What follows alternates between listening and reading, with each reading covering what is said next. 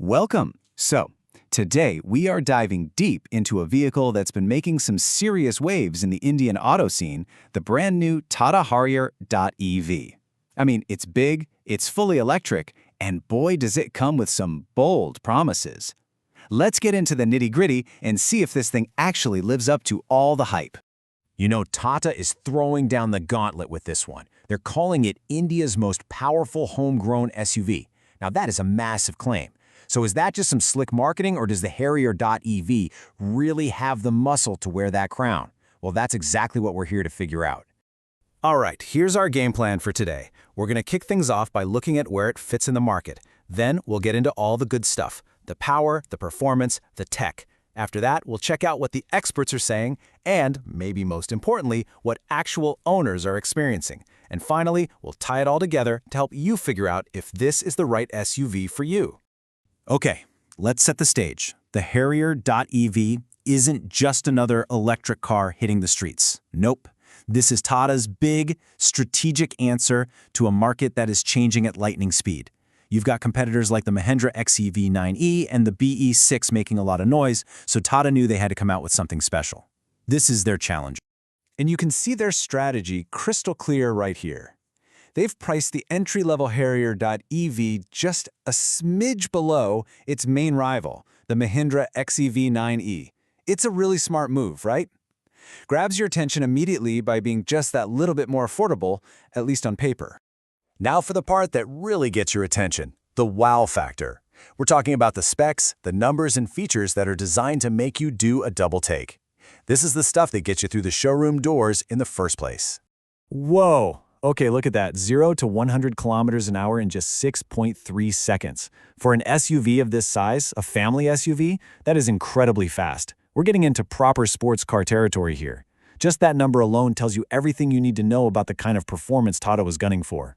So, where's all that speed coming from? Well, you've got a couple of choices. A pretty potent rear-wheel drive version, and then the top dog, the quad-wheel drive. And that QWD version, it's the real beast. It's got two motors pumping out a massive 504 Newton-meters of torque. In simple terms, that's the force that literally pushes you back into your seat when you put your foot down.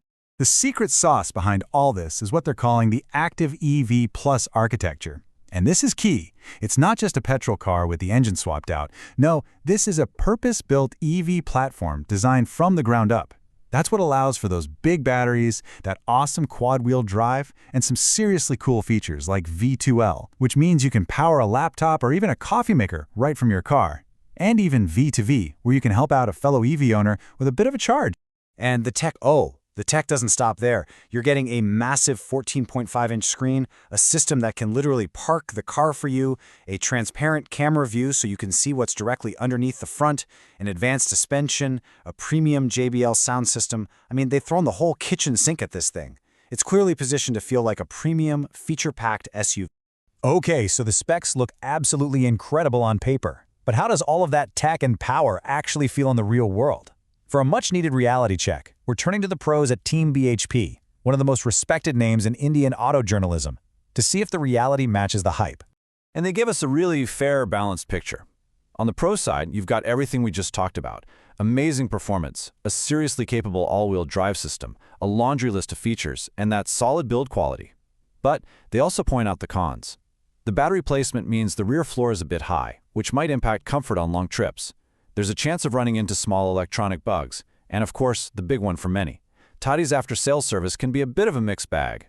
But here's their bottom line, and it's a powerful one. They call it a competent overall package that is well-priced.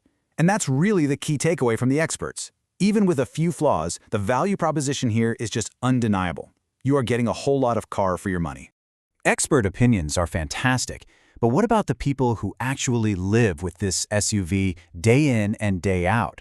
So now we're getting to the stuff that really matters if you're thinking of buying one, the owner's reality.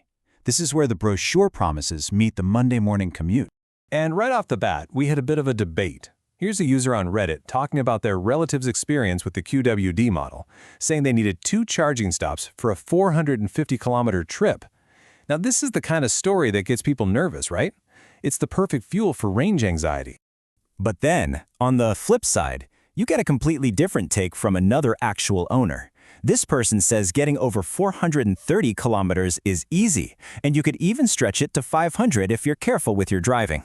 So, which is it? Let's clear it up by looking at all the numbers.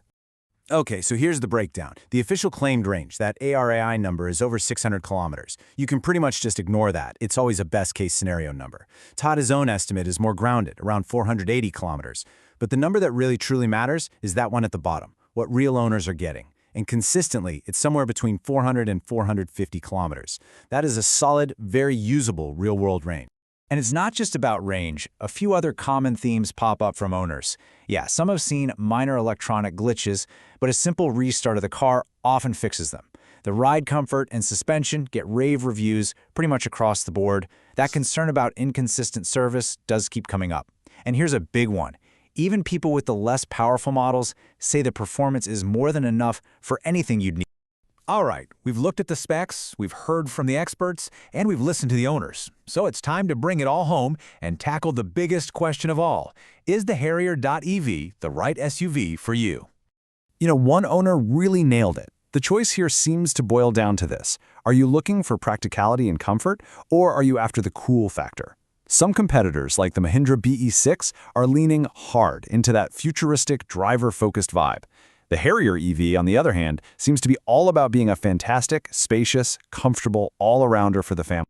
So who's the perfect buyer for this? It's probably the family that puts space and comfort first. They want all the latest gadgets and tech, they want the peace of mind of all-wheel drive for bad weather or tricky roads, but they still want that instant punch of electric performance when they feel like having some fun.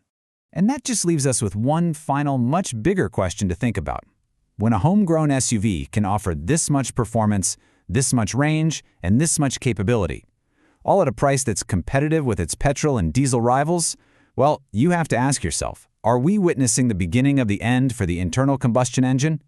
It's definitely something to chew on. Thanks for joining.